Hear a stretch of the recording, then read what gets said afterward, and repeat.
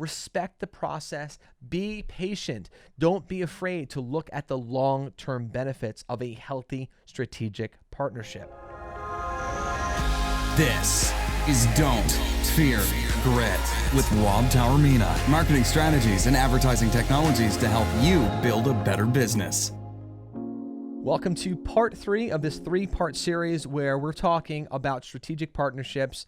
But the episode right before this one, we had a great interview with 2 great professionals, Stephanie and Mike, who represent the mortgage and the real estate market. And they gave us an idea of the current state of real estate in this particular market here on Long Island. But they also talked a little bit about strategic partnerships, the importance of a healthy strategic partnership, which is what I want to dissect for you guys now to outline sort of 7 ways to create clear win-wins for entering into a strategic partnership. Now, number 1 is I want you to be able to see beyond the obvious, beyond what's right in front of you when it comes to a strategic partnership. And let's think of this in terms of a cookie. All right? I know this sounds weird, but everyone sort of stick with me for a second.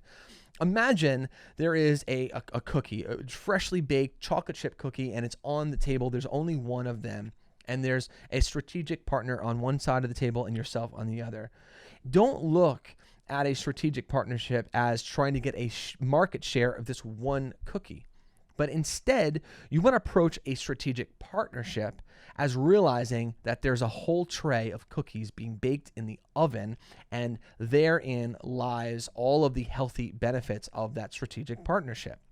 This is a great way of approaching it, acknowledging the truth and acknowledging and being willing to not try to divvy up the one cookie, but going after the big picture, which is that there are a lot more opportunities like there are cookies in the oven on the tray. There are a lot more customers out there that you could benefit from by the virtue of entering into a strategic partnership.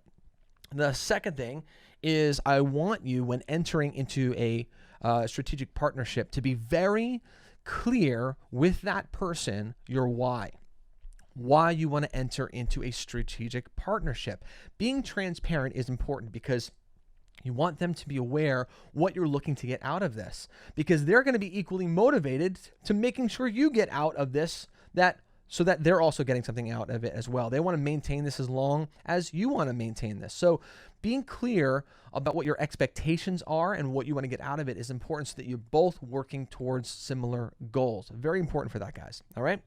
The third thing is, just like you want them to understand your why, you also now want to understand their why. What is their perspective? What is their goals? What is their objective? You need to find this out. Number 1, does it align actually with your culture, with your goals, with your objective? Because if it doesn't, then they might not be a good strategic partner for you. And secondly, is you want to be aware of it, similar to what I had just outlined to you before, so that you can actually help them achieve their goals, because you benefit as they benefit, right? The tide rises for all ships. The fourth thing is that you want to be able to share vision and have something in common. You want to be able to achieve something together. This way, I understand that one side will have an objective that might and will likely be different than the objective of the other party, but you do want something to be in common. Okay? One example of something in common could be, hey, listen, we want to build a list. Maybe the target is we want to build an email list of 10,000. You're going to be sharing that. That's fine. But a common goal is to getting to 10,000 people on that particular list. So have also a goal that is in common. Also on this list, don't rush the process. Oftentimes we try to enter into a strategic partnership. We get all excited because they say yes, and we're looking to get a benefit immediately, and we try to take advantage immediately. And that could really rub that person the wrong way and ruin that as an opportunity. Respect the process. Be patient. Don't be afraid to look at the long-term benefits of a healthy strategic partnership.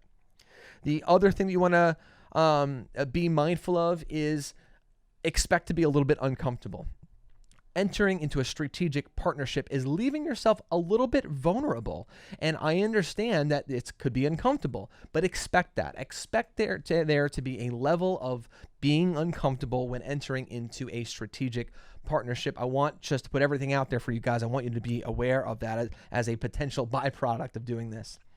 And lastly, and again, this is just a short list. There are a lot of things I recommend researching this, is put pen to paper, write everything down. If you're not a pen and a paper guy, at least type it out in a document, right? Make it official. When you're sitting down with a strategic partnership and you come to an agreement, put everything down, write it all down, and come to an agreement. I even, could suggest going as far as signing it together. Now, it's not a contract. That's not what I'm saying. I'm not saying to enter into a contract, but I am saying let's all be accountable to this. And by writing it down, it's making it clear. Why are we doing this? What are we looking to get out of this together? What are we looking to do and grow together?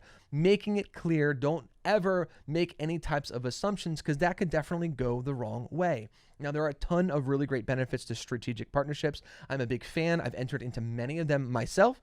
Listen, some of them didn't work out. But just because some didn't work out doesn't mean I'm not going to continue to try to pursue them, because I've also seen the benefit of strategic partnerships. They're absolutely wonderful. And I'll leave you with some of the contingencies here. And I outlined this in episode 1, which is number 1 is you want to enter into a strategic partnership with someone, right, who represents a customer base that is your potential customer, meaning they are currently servicing customers that align with your customer avatar, that could be your potential customer, but also vice versa, because there has to be a benefit to them as well. Number 2 is you want them to be a non-compete. You don't want to enter into a strategic partnership with someone who's providing the same exact service to your current customer base. You don't want to create that kind of competition. So what you want to do is find someone who's currently not offering the same services as you, but services the same types of customers as you. And that's how you really find the ideal strategic partner.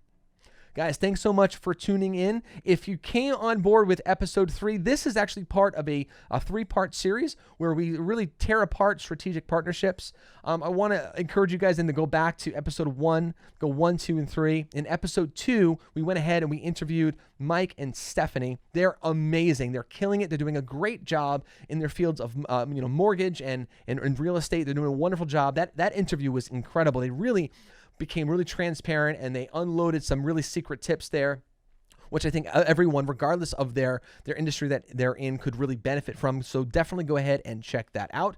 As always, guys, thanks so much for tuning in. I appreciate all of you guys. If you see some value, do me a favor, share this. Let's grow this community together. I love this community. It rocks. But guys, remember, don't fear the process and don't fear grit. We'll see you next time.